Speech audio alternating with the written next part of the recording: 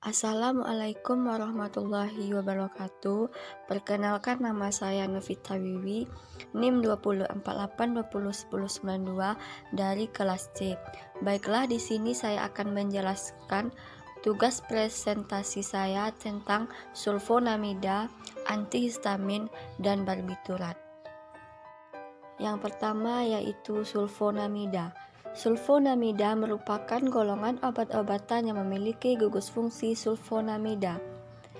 Golongan antimikroba yaitu obat-obatan antibiotik, antivirus, antiparasit, dan anti jamur. Sedangkan yang bukan golongan antimikroba yaitu sultiam atau antikonvulsan, sulfonilurea atau antidiabetes, dan metolazon atau diuretik. Menurut Domak, tahun 1932, prontosil atau zat warna adalah sebuah produk, yaitu melakukan percobaan dengan prontosil di laboratorium Bayer AG yang merupakan perusahaan kimia terpercaya di Jerman. Dan ini adalah struktur umum dari sulfonamida. Selanjutnya yaitu mekanisme kerja sulfonamida. Sulfonamida bekerja dengan cara mengganggu pembentukan asam folat pada bakteri. Asam folat merupakan nutrisi yang membutuhkan bakteri untuk membentuk asam nukleat, DNA, dan RNA agar bakteri dapat berkembang biak. Jika pembentukan proses asam folat terganggu, maka bakteri tidak bisa berkembang biak. Sifat fisik sulfonamida. Yang pertama yaitu zat padat, bentuknya kristal. Yang kedua berwarna putih. Yang ketiga tidak berasa atau pahit. Yang keempat tidak berbau. Dan yang kelima tidak higroskopis.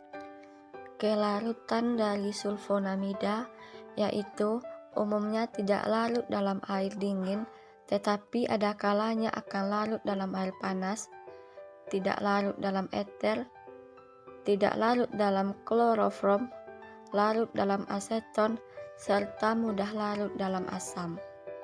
Sifat kimia yaitu amfoter. Senyawa amfoter adalah senyawa yang dapat bereaksi dengan basa. Berikut ini adalah beberapa contoh dari amfoter. Yang pertama, asam sulfat atau H2SO4 adalah asam dalam air tetapi bersifat amfoter dalam superasam. Yang kedua, molekul amfiprotik seperti asam amino dan protein serta bersifat amfoter.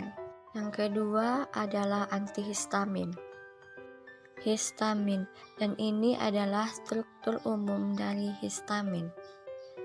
Histamin adalah zat kimia yang diproduksi oleh sel-sel darah putih dalam tubuh ketika mengalami reaksi alergi atau infeksi. Namun, jika zat ini diproduksi secara berlebihan, maka dampaknya bisa menyebabkan masalah kesehatan dan mengganggu beberapa fungsi pada tubuh. Peran histamin dalam tubuh. Selain membantu sistem kekebalan tubuh melawan infeksi, histamin juga berperan dalam mendukung beberapa fungsi tubuh, yaitu sebagai komponen asam lambung untuk membantu proses pencernaan serta menjadi zat kimia yang berfungsi untuk menjalankan fungsi otak atau neurotransmitter. Selanjutnya adalah antihistamin. Antihistamin adalah zat-zat yang dapat mengurangi atau menghalangi efek histamin terhadap tubuh dengan jalan memblok reseptor histamin. Antihistamin dibagi dalam dua kelompok, yaitu yang pertama adalah antagonis reseptor H1 blocker atau antihistaminika. Yang kedua adalah antagonis reseptor H2, yaitu H2 blocker atau zat penghambat asam. Sifat umum antihistamin. Yang pertama, umumnya bersifat basa karena adanya N tersier bebas. Yang kedua, dalam massa larut dalam kloroform dan pelarut organik lain. Yang ketiga, larut dalam HCl menjadi bentuk garam yang larut dalam air dan etanol. Yang keempat adalah rasanya pahit. Selanjutnya yaitu jenis-jenis antihistamin. Yang pertama difenhidramin. Berikut ini adalah struktur kimia dari difenhidramin. Uji organoleptis dari difenhidramin. Bentuknya serbuk hablur, warnanya putih, baunya tidak berbau, rasanya pahit atau pahit menebal. Kelarutannya yaitu mudah larut dalam air, dalam etanol 95% dan dalam kloroform. Sangat sukar larut dalam eter dan agak sukar larut dalam aseton. Dan yang ketiga yaitu adalah barbiturat. Senyawa barbiturat adalah senyawa turunan dari asam barbiturat. Dan ini bisa teman-teman lihat, ini adalah struktur dari asam barbiturat. Adapun sifat-sifat dari barbiturat yaitu adalah yang pertama, sukar larut dalam air kecuali garamnya dan bereaksi dengan asam lemah. Yang kedua, garamnya dalam bentuk larutan mudah terhidrolisasi menjadi barbital yang mengendap.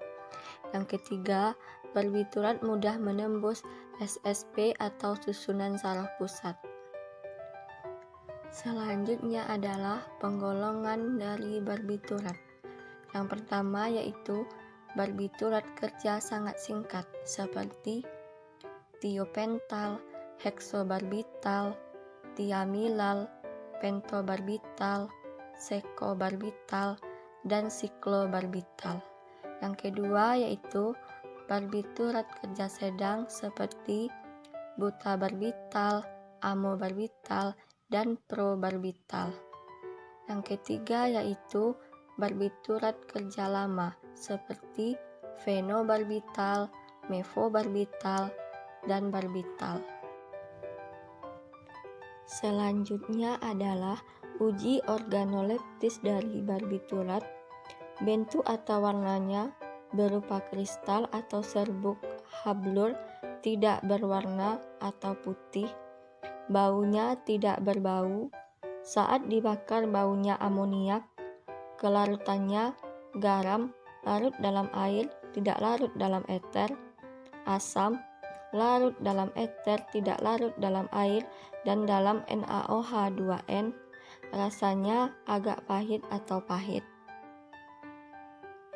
Selanjutnya kegunaan dari barbiturat yaitu yang pertama adalah tiopental. Tiopental digunakan untuk induksi pada anestesi umum, sedasi pada analgesik regional, serta mengatasi kejang-kejang pada eklamsia, epilepsi, dan juga tetanus.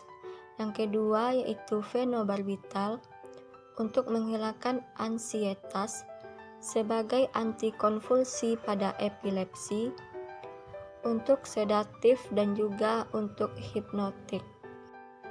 Selanjutnya, adapun obat-obat dari barbiturat adalah seperti alonal, amital, dial, luminal atau fenobarbital, nembutal, fenitoin, dilantin, dan juga tiopental.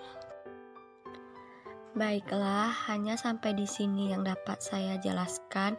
Jika ada penyampaian saya yang salah atau kata-kata saya yang salah, saya mohon maaf. Saya akhiri dengan Assalamualaikum warahmatullahi wabarakatuh.